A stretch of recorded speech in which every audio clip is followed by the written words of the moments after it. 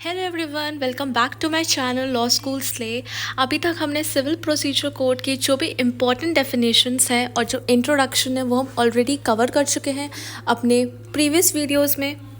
अब हम इस वीडियो में कवर करेंगे कॉन्सेप्ट रेस जुडिकाटा। हम इस वीडियो में रेस सब्जुडाइज भी कवर करने वाले थे, बट वीडियो लेंदी ना हो जाए इसलिए हम उसको नेक्स्ट पार्ट में रखेंगे। सो चलिए अब हम समझते हैं कि रेस जुडिकाटा का मतलब क्या है। तो रेस जुडिकाटा लेटिन फ्रेज से आया है। लेटिन फ्रेज क्या है? रेस जुडिकाटा प्रो वेरिटेट एसिपिटोर। इसका मतलब क्या होता है?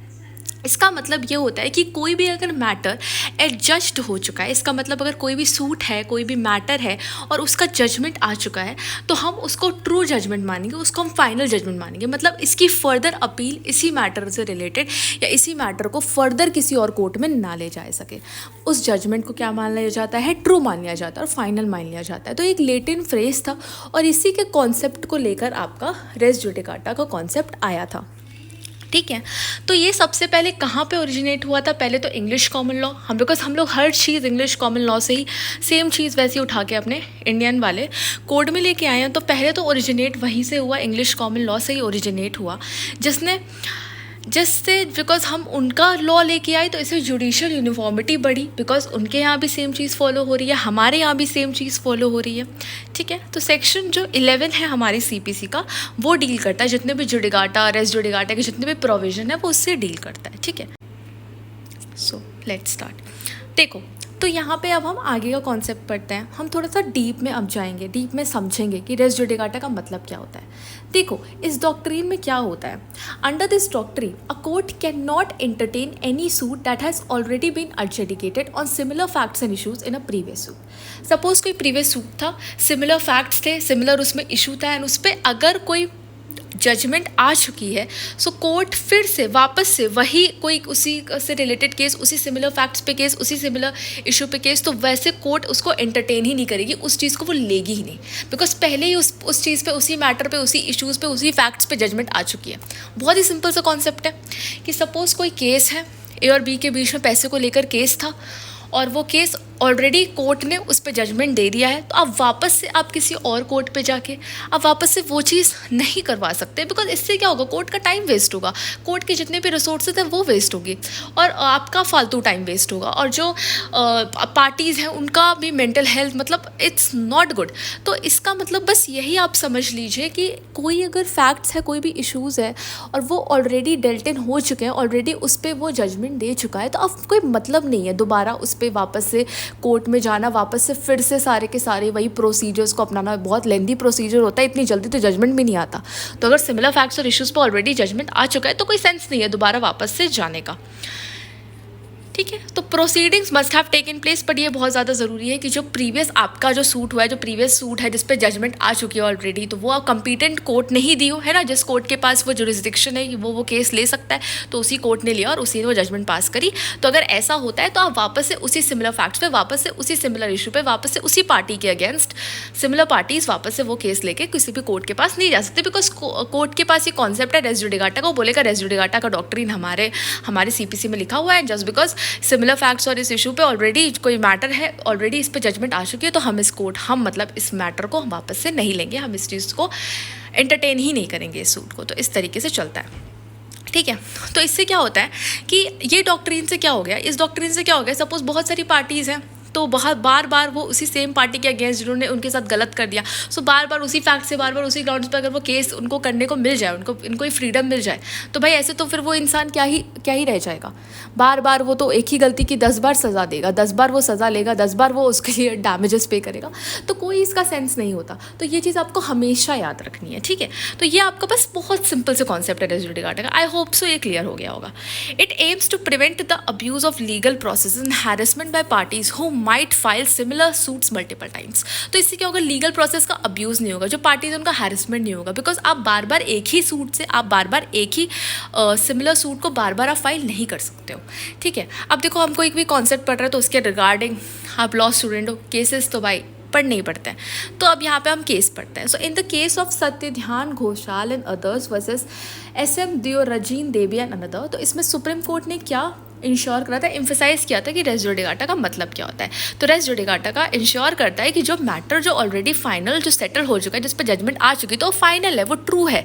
अब इसके बाद वापस से यही सेम मैटर वापस से कोर्ट के पास नहीं आएगा। तो ये सेम ही चीज़ इसी केस में कहा गई थी। तो आप अगर ये केस लिख दो और उसके बाद जो डेफिनेशन है वो आप लिख दो कि सुप्रीम कोर्ट ने ये डेफिनेशन एम्फेसाइज की थी रेस जुडिकाटा की, तो वो भी सही है। सो इसका मतलब ये है कि देखो, once a matter has been resolve between two parties in a single proceeding, अगर कोई मैटर है दो पार्टीज़ के बीच में सिंगल प्रोसीडिंग, वो ऑलरेडी रिजॉल्व हो चुका है, उस पर जजमेंट आ चुके हैं, भले ही वो मैटर क्वेश्चन ऑफ फैक्ट पे हो, भले ही वो मैटर आपका इशू क्वेश्चन ऑफ लॉ पे, वो मैटर नहीं करता, तो वो जो डिसीजन होता है वो फाइनल होता है, उस पर आप कोई भी अपील नहीं कर सकते हो। Neither party can raise the same issue in any subsequent suit और प्रोसीडिंग। आप किसी और सब्सिक्वेंट आप वापस से कोई और सूट करके वापस से कोई और प्रोसीडिंग पर जाके आप वापस से वो पार्टी सेम इशू को वापस से रेज नहीं कर सकती है। ओके, सो अब हम पढ़ते हैं कि ये जो डॉक्ट्रिन है रेस जुडिकाटा का, वो कौन से मैक्सिम पे बेस्ड है। तो सबसे पहला जो मैक्सिम जिस पे ये बेस्ड है वो है नेमो डेबिट लिक्स वग्जारी प्रो ईडम कॉसा। आई एम सॉरी अगर मेरा प्रोनाउंसिएशन गलत है, but I am trying my best to pronounce it correctly. तो इस मैक्सिम पे ये बेस्ड होता है। तो इस मैक्सिम का क्या मतलब होता है, सबसे पहले तो हम ये समझते हैं। तो इस मैक्सिम का मतलब यही होता है कि कोई पर्सन को आप एक ही सेम कॉज ऑफ एक्शन के लिए, एक ही चीज़ के लिए दो बार आप उसको ट्राई नहीं कर, दो बार उसके अगेंस्ट आप केस नहीं कर सकते। वही चीज़ है जो आपका कॉन्सेप्ट है, बिकॉज जो एक बार जजमेंट आ गई वो फाइनल होती है। तो देखो, ये जो मैक्सिम है वो सिर्फ और सिर्फ सिविल केसेस के लिए अप्लाई नहीं करता, ये सिविल केसेस पे भी अप्लाई करता है और क्रिमिनल केसेस पे भी इक्वली अप्लाई करता है। ये जो प्रिंसिपल है कि कोई पर्सन को आप सेम कॉज ऑफ एक्शन के लिए दो बार ट्राई नहीं कर सकते, वो जो प्रिंसिपल है वो आपका रिफ्लेक्ट हो चुका है ऑलरेडी आपके कॉन्स्टिट्यूशन में भी। जो आर्टिकल 20 सबसेक्शन 2 है आर्टिकल, उसमें भी ये लिखा गया है कि नो पर्सन शैल बी, जो आपको प्रोटेक्शन देता है अगेंस्ट डबल जेओपार्डी। अगर आपको याद होगा कॉन्स्टिट्यूशन, अगर आपने पढ़ा है तो आपको ये चीज़ याद आएगी कि no person shall be prosecuted and punished more than once for the same offence. कि एक ऑफेंस के लिए किसी भी पर्सन को आप दो बार प्रोसिक्यूट नहीं कर सकते, दो बार उसको पनिश नहीं कर सकते। बिकॉज भाई अगर गलती भी किसी ने करी है तो उसके साथ भी जस्टिस हो, इस चीज़ का भी ध्यान रखा गया है। लॉ इतनी बारीकी से बनाया जाता है, ठीक है। फिर यहाँ पे क्या है, the meaning of this maxim is that there should be end to litigation. कि एक बार आपका जो लिटिगेशन है वो एंड तो हो, बिकॉज अगर बार बार आपको ये फ्रीडम दे दी जाए कि आप बार बार केस कर सकते हो किसी पर्सन के अगेंस्ट, उसी सिमिलर फैक्ट्स पे, उसी सिमिलर इशू पे, तो ऐसे तो फिर कभी ख़त्म ही नहीं होगा। बिकॉज जिसके फेवर में रिजल्ट आया नहीं, जिसके फेवर में जजमेंट आई नहीं, तो वो तो फिर बार बार केस करेगा। बिकॉज एक बार तो ऐसा होगा ना कि हाँ ठीक है, बिकॉज देखो सब जजेस का अलग पर्सपेक्टिव होता है, तो वो जजमेंट देते हैं वो अपने बेसिस पे देते हैं। ऑफकोर्स वो लॉ तो देखते ही हैं, बट एक जजमेंट, एक परसेप्शन भी बहुत ज़्यादा मैटर करता है। तो कहीं ना कहीं हो सकता है कोई जज आपके फेवर में दे दे, तो जब तक उनके फेवर में आएगा नहीं तब तक तो वो करते ही रहेंगे। तो इसलिए डॉक्ट्रिन का लाना बहुत ज़्यादा इंपॉर्टेंट था। तो डॉक्ट्रिन ऑफ रेस जुडिकाटा इसी चीज़ को बताता है, इसी चीज़ को करता है कि जो लिटिगेशन प्रोसेस है उसका एक एंड हो, उसका एक खात्मा हो, because it serves the interests of the nation. Continuously allowing parties to relitigate the same issues, वही सेम चीज़ लिखी है, can lead to a waste of judicial resources and can disrupt the social order. Because अगर एक ही case को 10 बार जज या court आपका सुनती रहेगी तो जो इम्पोर्टेंट इश्यूज़ हैं वो सारे के सारे जो हैं वो तो भाई पीछे ही रह जाएंगे। बिकॉज भाई बहुत सारे केसेस आते हैं एंड जजमेंट एंड जस्टिस देना हमारे नेशन का सबसे बड़ा मोटो होता है, सबसे बड़ा मोटिव होता है। तो वही चीज़ लिखी हुई है। तो res judicata helps in achieving judicial certainty and stability in legal matters. उसके बाद जो हमारा दूसरा मैक्सिम है वो कैसा है, रेस जुडिकाटा प्रो वेरिटेट ऑक्यूपिटोर। ठीक है, इसका मतलब क्या होता है कि जो जुडिशियल डिसीजन आया है उसको आपको उसी तरीके से एक्सेप्ट करना है जैसा वो आया है। That means कि a judicial decision must be accepted as it stands.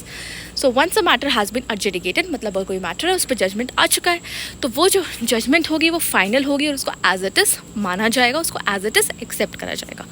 तो इससे क्या होगा कि the purpose of res judicata वो प्रिवेंट करता है पार्टीज़ को कि वापस से उसी सेम इशूज़ पे रीलिटिगेट ना करें, वापस से उसी सेम इशू पे जाके वापस से उस ऑफेंस को ट्राई ना करें। अब देखो, हमने रेस जुडिकाटा का पूरा कॉन्सेप्ट पढ़ लिया है, तो बहुत ज़्यादा सिंपल क्या होगा कि हम ये जान लें कि एसेंशियल्स क्या हैं। अब देखो, आपने जब कॉन्सेप्ट ये पढ़ा तो बहुत ईजिली इसके एसेंशियल्स भी आप याद कर पाओगे, इसके एसेंशियल्स भी आप खुद से समझ पाओगे। सबसे पहले तो एसेंशियल यही है कि रेस जुडिकाटा का कॉन्सेप्ट कहाँ पर लगेगा। आप कब बोलोगे, कब कोर्ट ये बोलेगी कि हाँ ठीक है रेस जुडिकाटा के अंडर मैं इस ऑफेंस को वापस ट्राई नहीं कर सकता। तो पहला तो क्या होगा कि एक फॉर्मर सूट तो होना ही चाहिए जिस पर जजमेंट आ चुकी है, ठीक है, और एक सब्सिक्वेंट सूट होना चाहिए जिससे वापस से पार्टीज उसी सेम सिमिलर फैक्ट्स और इसी इशू पे वापस से केस कर रही हैं। तो दो चीज़ों की रिक्वायरमेंट है, एक फॉर्मर सूट की जो पहले का सूट है जिस पर ऑलरेडी जजमेंट आ चुकी है, और दूसरा सब्सिक्वेंट सूट जो कि फाइल होगा। The matter in the subsequent suit must be directly and substantially related to the matter in the former suit. Because भाई ऐसा नहीं है, आप देखो डिफरेंट फैक्ट्स पर डिफरेंट इशूज़ पे तो ऑफकोर्स आप केस कर सकते हो। यहाँ पे बात किसकी हो रही है, similar facts, similar issues, similar parties. तो वही लिखा जाएगा कि जो मैटर है सब्सिक्वेंट सूट में, जो बाद के सूट में जो मैटर है वो रिलेटेड होना चाहिए to the matter which is in the former suit, जो पहले के सूट में है। फिर थर्ड है, the parties involve in the subsequent suit must be the same और similar to the parties in the former suit. तो जो पार्टीज आपकी सब्सिक्वेंट सूट में है वो सेम और सिमिलर होनी चाहिए than the parties which were in the former suit, जो पहले के सूट में थी। सो बहुत ही सिंपल सी चीज़ें, आपको जो कॉन्सेप्ट है वही उसमें एसेंशियल्स की तरीके से बता रहे हैं। फिर फोर्थ है कि जो टाइटल होना चाहिए दोनों सूट का वो सिमिलर होना चाहिए। अब देखो सेम फैक्ट्स पे है, सेम इशू पे है, सेम पार्टीज़ के बीच में, तो ऑफकोर्स टाइटल भी सेम होगा, ये कोई कहने की बात नहीं थी, बट पॉइंट में था तो मैंने इधर लिख दिया। फिर है the suit must be filed in a competent jurisdiction. जो सूट है फाइल जो आपका करा गया था फॉर्मर या इवन द सब्सिक्वेंट वन, वो ऐसे कोर्ट को ही आपको फाइल करना है जिसके पास जुरिसडिक्शन हो। बिकॉज अगर उसके पास जुरिसडिक्शन नहीं है तो वो अगर जजमेंट पास भी कर देता तो वो भी कोई वैलिड नहीं रहेगी, बिकॉज उसका जुरिसडिक्शन तो उस पर था नहीं। फिर लास्ट पॉइंट है, the court must have previously heard and decided the issue that is directly and substantial question in subsequent suit. इसका मतलब है जो फॉर्मर सूट था उस पर जो कोर्ट है उसने प्रीवियसली उस मैटर को हर्ट कर गया और उस पर वो ऑलरेडी उस पर डिसीजन दे चुकी है, जो भी मैटर डील अप करता है सब्सिक्वेंट सूट में भी। तो जब ये सारी चीज़ें होंगी तब आप जो है डॉक्ट्रिन ऑफ रेज़ जुडिकाटा को लगाओगे। तो ये सब उसके एसेंशियल्स हो गए। कितने एसेंशियल्स हैं आपके? 6 एसेंशियल्स हैं। And I think this is so basic कि जब आपने ये कॉन्सेप्ट समझा तो आपको ये याद करने की कोई ज़रूरत नहीं, आप खुद से भी ये चीज़ खुद से भी लिख सकते हो। सो मैंने तब भी आपको ये चीज़ समझा दी है। देखो ये सेशन थोड़ा सा लेंथी हो गया बिकॉज मैं चाहती थी कि मैं आपको थोड़ा सा इस चीज़ को डीपली लेके चलो, बिकॉज ये थोड़ा इंपॉर्टेंट कॉन्सेप्ट है। नेक्स्ट जो हमारा पार्ट होगा, नेक्स्ट जो वीडियो आएगी उसमें हम रेस्ट सब जुडाइज कवर करेंगे एंड उसके बाद हम उन दोनों का डिफरेंस भी देखेंगे। So till then keep watching and keep learning. And please guys, अगर आपको ये समझ आया है अच्छी तरीके से, अगर मैंने हल्की सी भी आपको समझ में मतलब हेल्प आपकी हुई है तो प्लीज़ मेरे चैनल को लाइक करिए, सब्सक्राइब करिए और देखते रहिए। Keep watching and keep learning.